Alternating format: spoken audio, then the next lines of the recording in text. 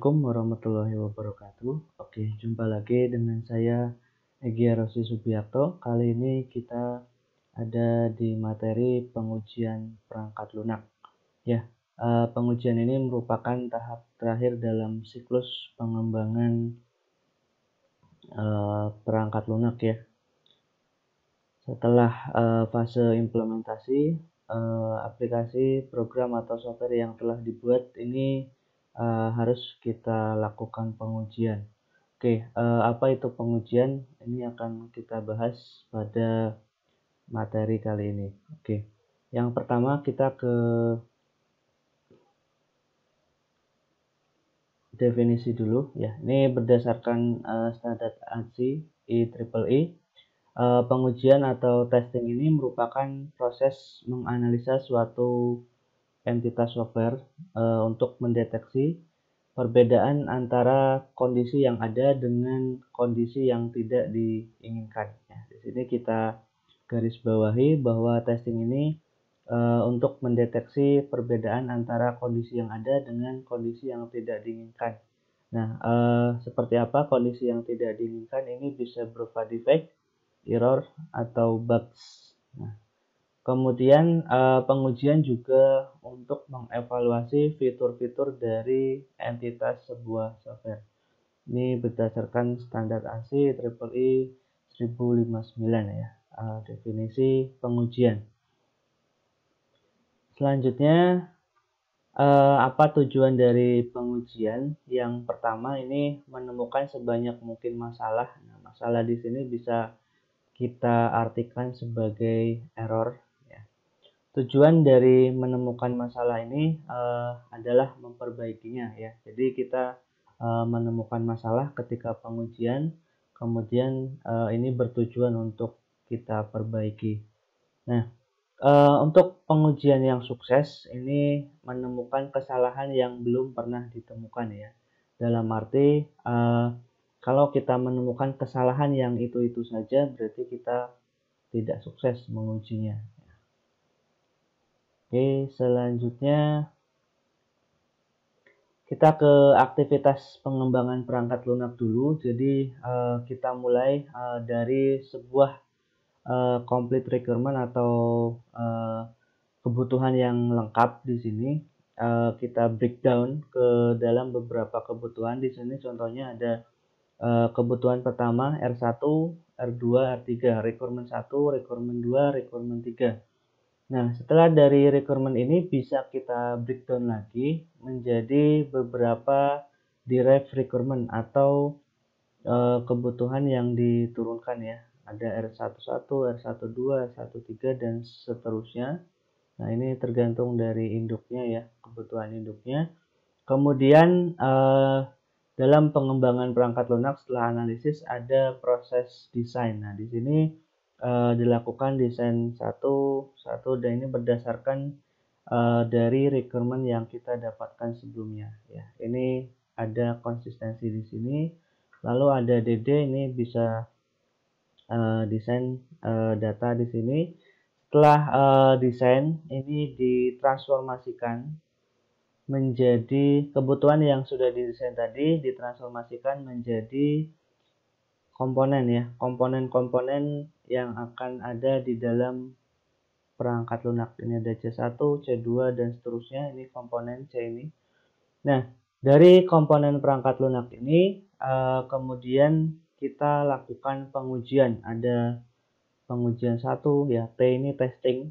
Nah, T ini testing, pengujian 1 dan seterusnya sesuai dengan komponen yang sudah dibuat tadi. Ya, jadi ini transformasi dari kebutuhan, kemudian ke desain, kemudian berupa komponen. Nah, dari komponen perangkat lunak ini kita lakukan pengujian. Kita ada di tahap pengujian di sini ya. Nah, untuk pengujian lebih lanjut ada penjelasannya. Nah, untuk aktivitas pengujian lebih lanjut di sini kita tadi bicara mengenai komponen yang ada di dalam perangkat lunak. Ini ada C1, C2, C3 dan seterusnya. Ini contoh sampai C10 ya. Kalau jumlah komponennya ada 10. Nah, setiap komponen ini wajib kita lakukan testing atau pengujian. Nah, testing ini bisa dilakukan secara unit ya, unit-unit testing ini berdasarkan komponennya. Lalu setelah pengujian unit dilakukan, kita lakukan integration test ya. Jadi pengujian untuk menguji sekumpulan unit yang saling berkorelasi atau berhubungan. Nah, integration test di sini dilakukan. Nah, setelah fase integrasi di sini kita lakukan complete software atau sistem testing. Di sini kita lakukan lebih besar lagi. Jadi integrasi antara satu dengan yang lain. Ini dilakukan di complete software system. Nah, setelah softwarenya kita testing, ada yang lebih besar lagi, yakni ke dalam sebuah sistem tes. Nah, sistem tes ini meliputi beberapa testing. Yang pertama ada fungsionalitas tes, kemudian ada kualitas tes, lalu ada acceptance tes, ada installation test. Ini operational sistemnya. Nah, untuk sistem tes ini sendiri saya jelaskan lebih lanjut di sini. Nah, untuk peran tiap proses pengujian, jadi pada unit testing tadi, ini memastikan setiap komponen atau unit harus sesuai spesifikasi. Nah, ini unit-unit ini kita pastikan sudah sesuai spesifikasi atau belum. Nah, kemudian tahap selanjutnya ada integrasi. Ini kita bertujuan untuk memastikan setiap komponen atau unit-unit ini bisa berintegrasi atau bekerja sama. Nah, setelah itu kita uji tadi dalam sebuah complete software atau sistem secara keseluruhan, baru ke sistem tes yang meliputi yang pertama ada tes fungsionalitas. Di sini melakukan verifikasi setiap kebutuhan fungsional. Ini sudah terpenuhi atau belum ya. Diingat kebutuhan fungsional berarti hubungannya dengan fungsi ya, fitur atau fungsi yang ada di dalam perangkat lunak. Lalu ada quality test, ini hubungannya dengan verifikasi setiap kebutuhan non fungsional yang sudah terpenuhi. Nah, kalau fungsional ada tes functionality, kalau non fungsional namanya tes quality di sini. Kemudian untuk calon pengguna atau customer, kita lakukan juga verifikasi ke calon pengguna atau customer dengan acceptance test ya, lebih dikenal dengan user acceptance test. Jadi tes penerimaan pengguna. Biasanya acceptance test ini dilakukan dengan menyebarkan kuesioner ya, berupa pertanyaan-pertanyaan setelah mereka mencoba software atau sistem yang kita bangun. Lalu ada installation test, ini hubungannya dengan pengujian di lingkungan user ya, instalasi, kemudian setelah itu dilakukan acceptance test. Oke, ini peran dari setiap proses pengujian ya, bisa dipahami di sini. Selanjutnya kita mungkin sering mengenal istilah testing dan debugging. Jadi pengujian atau testing ini merupakan hal yang berbeda dengan debugging ya. Debugging ini dilakukan bila sudah ditemukan suatu kesalahan dan tujuannya mencari sumber kesalahan, fault atau defect. Apa bedanya nanti kita bahas antara fault, defect, failure dan lain sebagainya. Kemudian walaupun aktivitas yang berbeda, debugging ini tetap menjadi bagian dari strategi pengujian. Oke. Nah, ini tadi bedanya antara error, fault, defect, dan failure ya. Nah, kita bahas satu persatu. Untuk yang error, jadi error ini status dari sistem. Status error ini bisa menyebabkan kegagalan jika tidak ada perbaikan. Ini error, tiba-tiba muncul error. Nah, ini status dari sistemnya error. Lalu ada fault. Fault ini sumber dari error ya. Nah, mungkin ada pertanyaan, fault itu apa? Nah, fault ini sumbernya ya, sumber dari error. Lalu ada defect. Nah, defect ini sinonim dari fault. Nah, kalau kita bicara mungkin lebih familiar dengan bug ya. Defect ini kita sebut sebagai bug. Sering disebut juga bug ya. Kemudian ada istilah lain, ada failure. Failure ini kita sebut sebagai kegagalan ya. Terjadi kalau ada perilaku dari sistem yang tidak sesuai dengan permintaan di spesifikasi sistem. Ini failure ya. Jadi perbedaannya ada di sini. Kita pahami ya. Kemudian ada istilah lain dalam pengujian, ada VNV, verifikasi dan validasi. Jadi fase pertama setelah pengujian ini sekumpulan aktivitas untuk menjamin bahwa software, nah ini di highlight, sudah mengimplementasikan secara benar suatu fungsi. Ini kita verifikasi apakah software tersebut sudah mengimplementasikan secara benar atau belum. Lalu ada validasi ya. Validasi ini sekumpulan aktivitas untuk menjamin bahwa software sudah dibuat dengan benar sesuai dengan kebutuhan pengguna. Ini proses validasi. Nah, menurut Bohem ini tahun 81, verifikasi ini apakah kita membangun produk yang benar. Nah, validasi verifikasi ini apakah kita membangun produk dengan cara yang benar. Kemudian validasi apakah kita membangun produk yang benar. Nah, kalau verifikasi ini masih ada kemungkinan benar atau salah, tapi kalau validasi ini kita lakukan produknya sudah benar gitu ya. Jadi ini caranya, ini validasi ya. Verifikasi masih ada kemungkinan perubahan, tapi kalau sudah divalidasi berarti sudah valid ya, sudah benar. Oke, selanjutnya tester. Apa bedanya software developer dengan independent testing group? Ya, jadi kalau software developer di peran tester ini dia mengerti sistem. Kemudian tester ini menguji untuk membuktikan bahwa programnya sudah benar. Nah, sedangkan independent testing group ini harus belajar mengenai sistem ya, karena dia independen, otomatis dia harus memahami sistemnya dulu.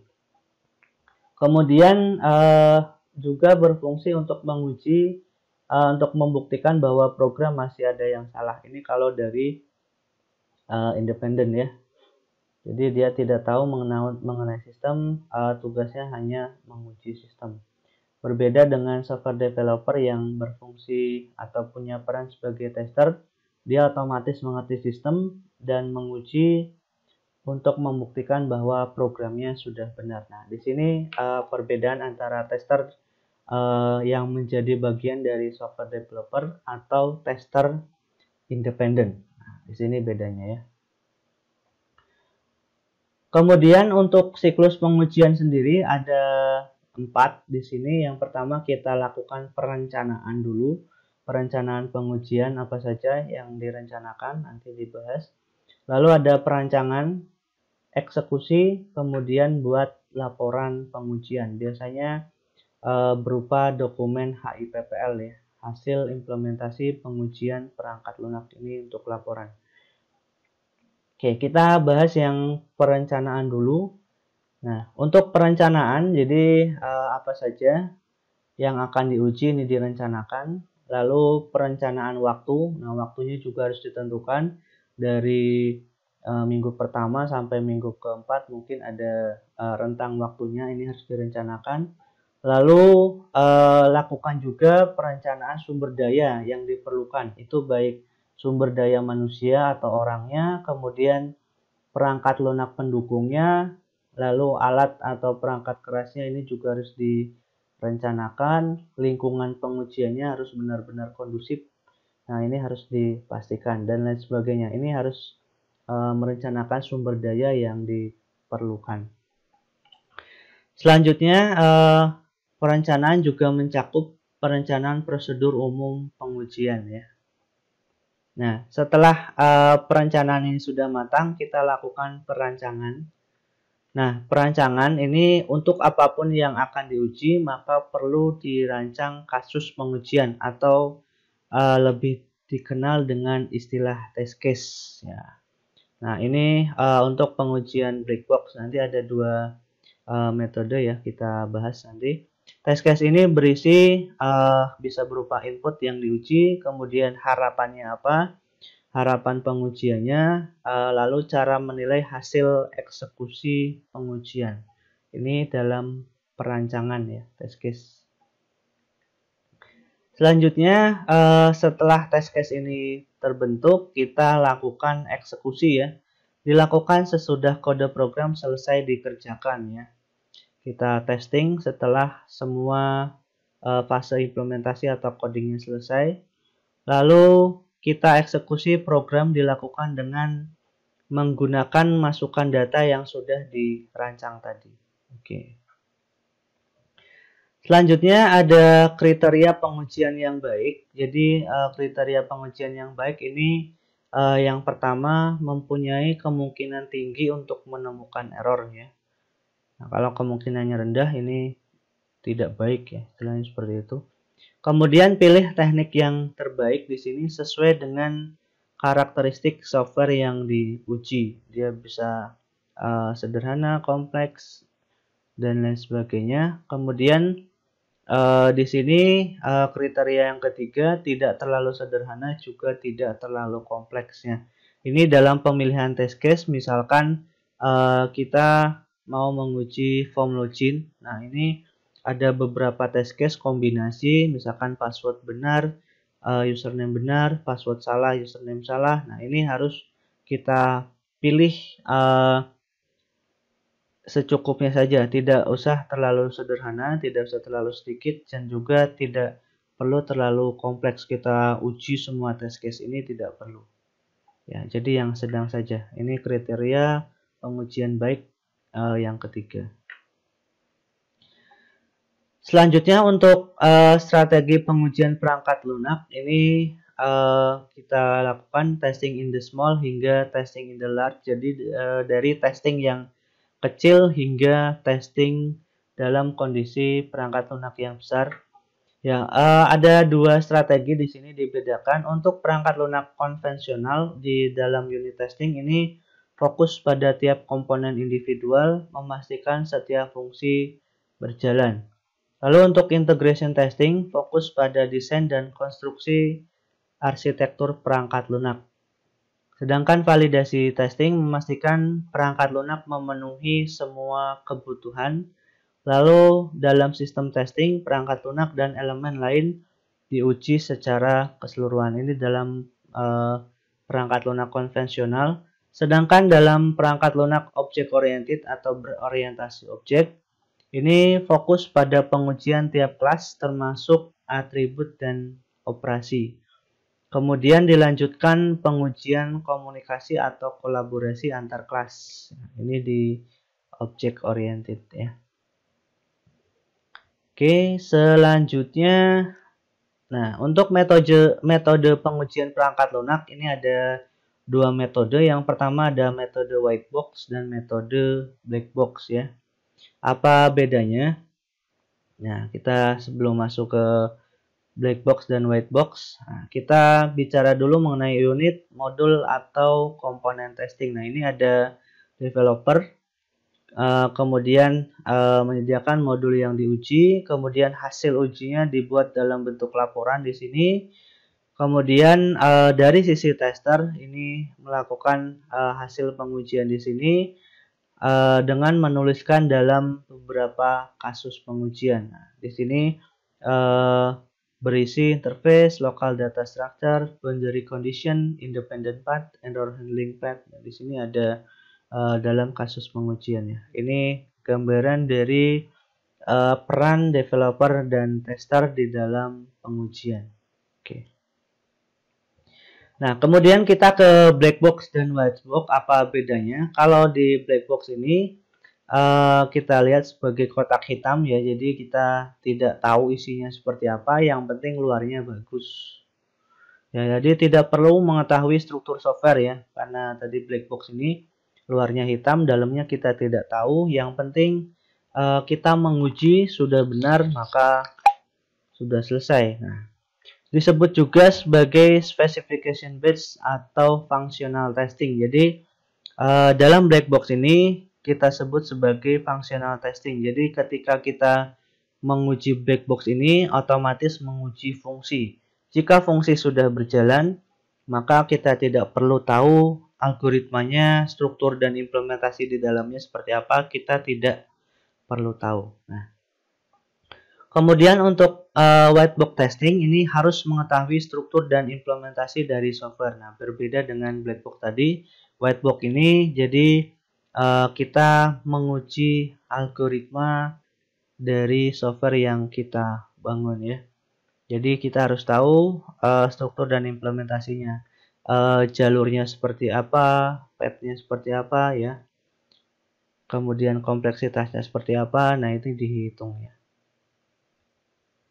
Nah, ini ada contohnya. Untuk whiteboard testing ini meyakinkan bahwa semua statement atau kondisi dieksekusi minimal 1 kali. Ini untuk contoh whiteboard testing bisa dilakukan dengan control flow testing, data flow testing, dan mutation testing. Nah, ini salah satu contoh untuk basis path testing ya. Jadi ada berupa algoritma di sini if A lebih dari B dan lain sebagainya ditransformasikan menjadi sebuah path. Di sini kita uji jalurnya, kita hitung kompleksitasnya. Nah, ini ada path 1, 2, 3, 4, inputnya berapa, kemudian expected resultnya berapa. Ini kita lakukan perhitungan di whitebox. Nah, untuk pengujian ini nanti akan dibahas lebih lanjut dalam satu mata kuliah namanya software quality dan testing ya. Jadi kalau penasaran mengenai kelanjutan materi ini, ambil di mata kuliah software quality dan testing ya. Selanjutnya untuk black box ya, kalau di white box tadi kita menguji algoritma, kalau untuk yang black box ini dilakukan dengan menguji fungsi ya. Dilakukan karena isi source code tidak bisa dilihat. Nah, black box tadi hanya spesifikasi saja. Maka kita menguji fungsional testing ya. Karena kita hanya melihat fungsionalitas dari unit yang diuji. Nah, spesifikasi mendefinisikan apa yang dilakukan. Di sini ada IS, initial state, dan final state atau FS. Jadi dalam black box ini kita uji inputnya apa, outputnya apa, kemudian apa saja requirement atau event yang merubah state tersebut. Nah, kemudian selanjutnya ada pengujian integrasi. Pengujian unit atau fokus pada komponen atau unit individual ini sesudah semua fault dihilangkan dari setiap komponen dan unit tidak lagi memiliki error, maka unit atau komponen ini siap diintegrasikan atau digabungkan. Nah, ini di pengujian unit. Nah, setelah unit kita lakukan pengujian integrasi, ini akan mendeteksi fault yang belum terdeteksi saat pengujian unit. Ya, fokusnya lebih pada sekumpulan komponen atau unit ya. Jadi digabungkan dari unit-unit tadi. 2 atau lebih komponen akan diintegrasikan dan diuji. Nah, setelah tidak ditemukan kesalahan, maka komponen baru dapat digabungkan. Urutan integrasi dapat menentukan usaha keseluruhan untuk melakukan pengujian ya. Jadi urutannya juga harus sesuai. Misalkan dari registrasi, login, nah ini integrasi ya. Jangan sampai loncat-loncat urutannya. Nah, karena ini menentukan usaha keseluruhan dari pengujian integrasi. Nah, apa efeknya? Jadi kesalahan urutan integrasi dapat menambah biaya dan sumber daya yang diperlukan. Oke, itu unit dan integrasi. Kemudian untuk strategi pengujian integrasi ada beberapa di sini. Yang pertama ada pendekatan Big Bang. Jadi Big Bang ini strategi pengujian dengan menguji keseluruhan integrasi ya. Jadi semua dicoba Big Bang.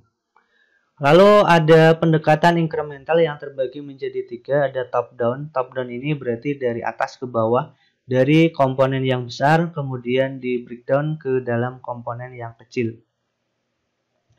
Selanjutnya ada bottom up. Nah, bottom up ini dibalik dari bawah ke atas. Dari komponen-komponen terkecil sampai komponen terbesar. Bottom up, dari bawah ke atas. Lalu ada sandwich. Sandwich ini kombinasi antara top down dan bottom up. Jadi kita kalau pakai sandwich bisa melakukan dari komponen terbesar kemudian terkecil di breakdown atau sebaliknya. Jadi gabungan ya. Untuk sandwich ini gabungan. Oke. Kemudian ada sistem testing. Sistem testing ini keseluruhan, ada validasi. Ini fokus pada kebutuhan software, divalidasi, valid atau tidak. Lalu pengujian sistem ini fokusnya pada integrasi sistem tadi, sudah sesuai atau belum. Pengujian alpha atau beta ini pengujian pada pengguna. Nah, pengujian di level developer dulu, kemudian di calon pengguna. Bagaimana mereka menggunakan software yang kita bangun. Ada istilah juga recovery testing. Jadi istilahnya di sini software ini dibuat dalam tanda kutip dibuat gagal dulu dan dilihat apakah proses pemulihan sudah dapat dilakukan. Ya. Contohnya software yang memanfaatkan internet melihat perilaku pemulihan ketika internet tiba-tiba turun. Nah, ini recovery testing. Jadi softwarenya dibuat gagal dulu dalam tanda kutip. Jadi uji ya seberapa cepat dia melakukan recovery.